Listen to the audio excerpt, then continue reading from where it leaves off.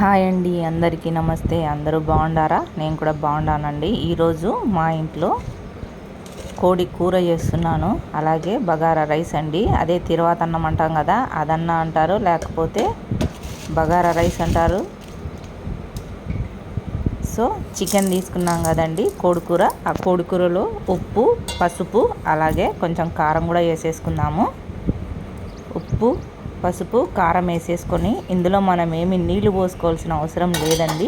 ఇలానే పొయ్యి మీద మంట పెట్టేసుకొని ఒక మూత పెట్టేసేసుకొని అట్లాగే పెట్టుకుందాము. చికెన్లో మనము వేగే కొద్దీ నీళ్ళు వస్తాయన్నమాట.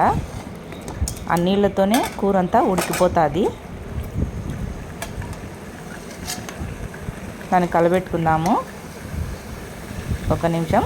ఒక చేత్తో కలబెట్టడం రావడం లేదు కాబట్టి అట్లా ఒకసారి ఆఫ్ చేసి మళ్ళీ కలబెట్టేశాను, మూత పెట్టినానండి.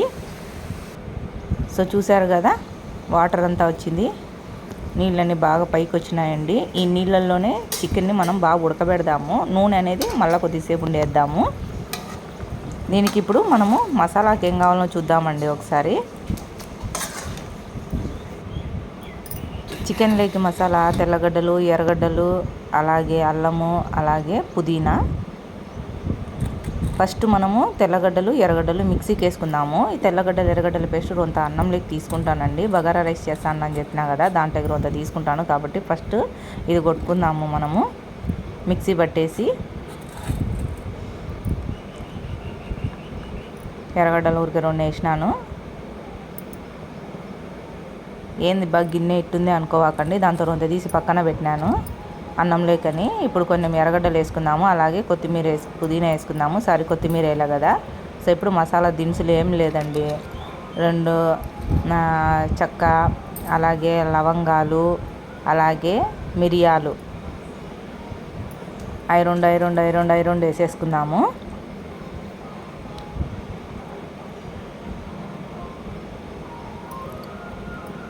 లవంగాలు అట్నే మిరియాలు అనమాట. అట్నే రొంత కొబ్బరి ముక్క కూడా వేసేసుకుందామండి. మనము ఒక కొబ్బరి ముక్క వేసేసుకుందాము, ఒక రవ్వ, బాగుంటుంది టేస్ట్. అలాగే రొంత జీలకర్ర కూడా వేసుకుందాము. ఇంకా మొత్తం దీన్ని పేస్ట్ కొట్టుకుందాము. సో ఈ లోపల చికెన్ కూడా చూద్దామండి, అది పేస్ట్ కొట్టుకునే లోపల. సో వాటర్ అంత అయింది కదా, చూద్దాము. నేను ఎందుకంటే 1 నిమిషం ఆఫ్ చేసినాను, అందుకే అది ఉడకడం లేదు. ఏంది బయట నార్మల్గా ఉంది అనుకుంటాడారేమో. సో కింద మంట పెడదాము. ఇప్పుడు మనము పేస్ట్ చేసుకున్నాం కదా, ఆ మొత్తం పేస్ట్ అంతా దీంతో వేసేద్దాము. మనం అదే అల్లం, వెల్లుల్లి, తెల్లగడ్డ, ఎర్రగడ్డ అన్నీ వేసి కొట్టుకున్నాం కదా పేస్ట్, ఆ పేస్ట్ ఇందులో వేసేద్దాము. అప్పుడు వేయంగానే ఫస్ట్ అయితే స్మెల్ అదిరిపోతూ ఉంది, వేయంగానే. అలాగే కొద్దిగా కరివేపాకు వేసుకుందామండి. కొత్తిమీర కూడా ఉంటే వేసుకోండి, బాగుంటుంది. ఒకసారి పెట్టేసుకొని నీట్గా కలిపేసుకొని మూత పెట్టేసుకుందామండి. సో మంచి టేస్ట్ అయితే ఉంటుంది. పొగలు వస్తున్నాయి, అట్లాగే వాసన కూడా భలే వస్తుంది.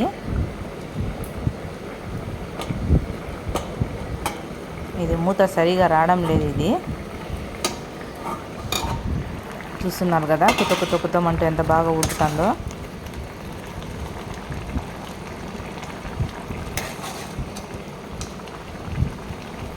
ముక్క అనేది కూడా బాగా మెదిగిందండి, బాగా ఉడికింది. ఈసారి మెదిగింది కాదు, చూసినారు కదా, సరిపోతుంది. దీన్ని కొంచెం బాగా ఆయిల్ వేద్దాము దీంట్లో కొద్దిగా.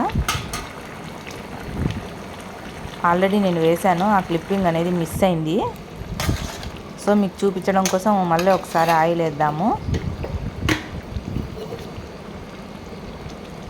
కొద్దిగా వేసినాను ఆయిల్. దీన్ని బాగా కలబెట్టేద్దాము. మంచి టేస్ట్ ఉంటుందండి. నేను కొంచెం పులుసుగానే చేస్తాను, ఎందుకంటే కలర్ రైస్లోకి. సో ఇప్పుడు మనం కలర్ రైస్లోకి ఏం కావాలో చూద్దాము. నానబెట్టుకోవాలండి బియ్యము. 1 గ్లాస్కి 2 గ్లాసుల వాటర్ మాదిరి నానబెట్టేయాలా. అట్లాగే స్వచ్ఛమైన నెయ్యి, అలాగే నూనె ఎందుకు ఉంది అనుకుంటారు, రాత్రి బుగ్గాలు చేసినాము అందుకే అది అట్టుంది. సో దానికి పుదీనా, అలాగే కరివేపాకు, స్టార్ పువ్వ, చెక్క, మొగ్గ, అల్లం వెల్లుల్లి పేస్ట్, పచ్చిమిరకాయలు, టమాటాలు, ఎర్రగడ్డలు లవంగాలు, యాలకులు, బిర్యానీ ఆకు. సో ఇప్పుడు కడాయి పెట్టుకుందాము, గిన్నె పెట్టుకుందామండి. కలర్ రైస్కి నెయ్యి వేద్దాము 2 స్పూన్లు. నెయ్యి అట్లాగే నూనె కూడా వేసేసుకుందాము.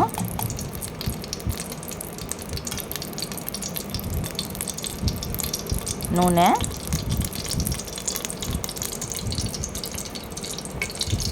నెయ్యి వేస్తే బాగా టేస్ట్ వస్తుంది.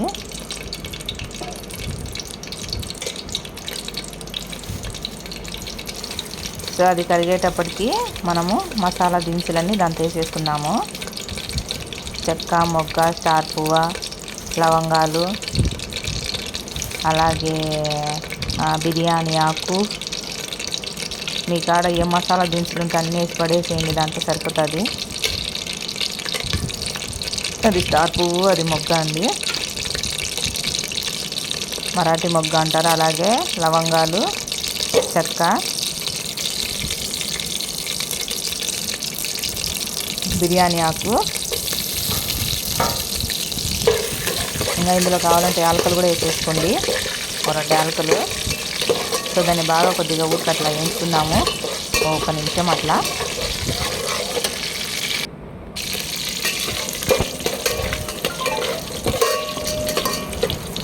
వేయించేసుకుందామట. సో ఇవి వేగిపోతాండాయండి, నెయ్యిలో బాగా వేగుతాండాయి, మంచి వాసన వస్తుంది, నెయ్యి వాసన.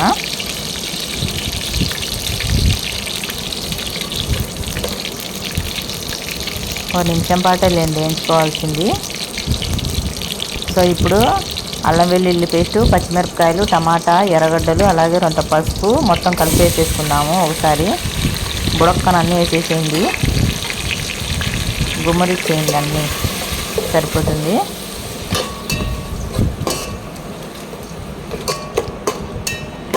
ఈ బాగా రొంత వేగాల.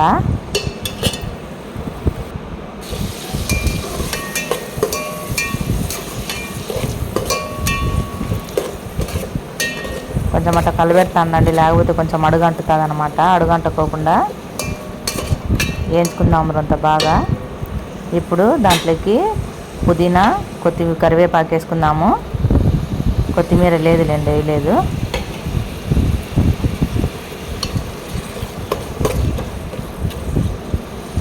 వేసేసి దీన్ని ఒకసారి బాగా కలబెడదాము, మూత పెట్టేద్దామండి. ఈ లోపల చికెన్ కూర కూడా చూద్దామట, ఉడికిందా ఉడకలేదని. బాగా ఉడికిపోయిందనమాట. చాలు ఊరికట్టంగా సెగకు పెట్టేసే కూర కూడా రెడీ అయిపోయింది. అంతలోపల అన్నానికి తయారు చేసేద్దాము. వేగినాయండి, అన్నీ బాగా వేగినాయి.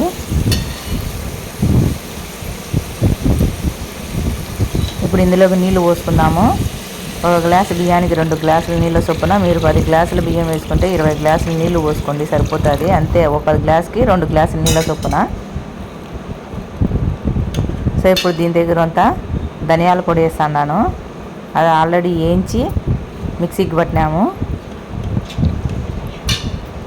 అట్లాగే రుచికి సరిపడినంత ఉప్పు అండి, మీ టేస్ట్కి సరిపడినంత ఉప్పు. నేను కల్లుప్పు వేస్తున్నాను, మీ కాడ ఏది ఉంటే అది అవైలబుల్ ఉంటే అది వేసేసుకోండి. బాగా ఒకసారి కలిదిప్పేసి మూత పెట్టేసుకుందాము. నీళ్ళు బాగా చల్లాలన్నమాట పైకి. ఈ లోపల చికెన్ కూడా చూస్తాము ఒకసారి. చికెన్ లెగ్ కూడా 1 రవ్వ ధనియాల పొడి వేసేద్దామండి. ఆల్రెడీ నేను వేసినాను, అది వీడియో తీయలేదని మళ్ళీ మీకోసము చూపించాలని రొంత ఊరికట్ట జల్లినాను. చూసినారు కదా, ముక్క కాలుతుంది, అందుకే పట్టుకోలేకపోయినా. ఇదో చూడండి, ముక్క కూడా బాగా ఉడికిందనమాట. మంచి టేస్ట్ ఉంటుంది ఫ్రెండ్స్, అందరూ ట్రై చేయండి. వీడియో కనుక నచ్చితే ప్లీజ్ లైక్ అండి, షేర్ అండి, సబ్స్క్రైబ్ అండి. మీరు లైక్ చేయడం వల్ల ఇంకా చాలామందికి రీచ్ అవుతుంది. ప్లీజ్ అండి, చిన్నోళ్ళని మమ్మల్ని సపోర్ట్ చేయండి ఫ్రెండ్స్ అందరూ. సో ఎంతోమంది జీవితాలను నిలబెట్టినారు మీరు. సో మాలాంటి వాళ్ళని కూడా కొంచెం చూసుకోండి, రొంత లైక్ చేసి సబ్స్క్రైబ్ చేసి మమ్మల్ని కూడా రొంత పైకి తేండి అందరూ. సో బాగా నీళ్ళు సెలుతుంటాయి కదా, అప్పుడు మనము నానబెట్టుకున్న బియ్యం 1 అర్ధగంట ముందే నానబెట్టేసుకోండి. అవన్నీ కోసుకునేటప్పటికి అన్నీ మనకు నానిపోతాయి అన్నమాట. మొత్తం ఆ బియ్యం అన్నీ నీళ్ళు వంపేసుకొని నీళ్ళు లేకోకుండా దీన్ని తీసేసుకుందాము. ఈ టైంలో మీరు ఉప్పు కూడా అంతా ఒకసారి సరి చూసుకోండి. ఉప్పు సరిపోయిందా, తక్కువ ఉందా, ఎక్కువ ఉందా అనేది. ఎక్కువ అయితే వేసుకోకండి, తక్కువ ఉన్నా కానీ మళ్ళీ అయినా వేసుకోవచ్చు. కానీ ఎక్కువ వేసుకుంటే కనుక ఏం చేయలేము, ఉప్పు కష్టం అయిపోతుంది.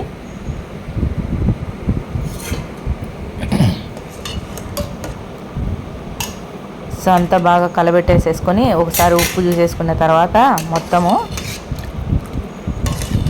ఆ మసాలా అంతా ఆ బియ్యానికి బాగా పట్టేటట్టు పెట్టేసి మూత పెట్టేసుకుందాము.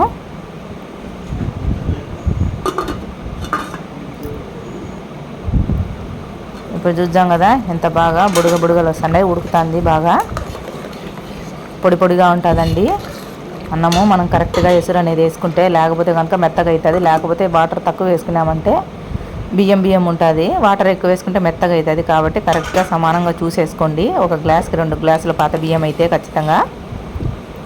చూసినాను కదా, ఇంకో రొంత అక్కడక్కడ సెమ్మ ఉంది. ఇంకోసారి 2 నిమిషాలు అట్ట అనేది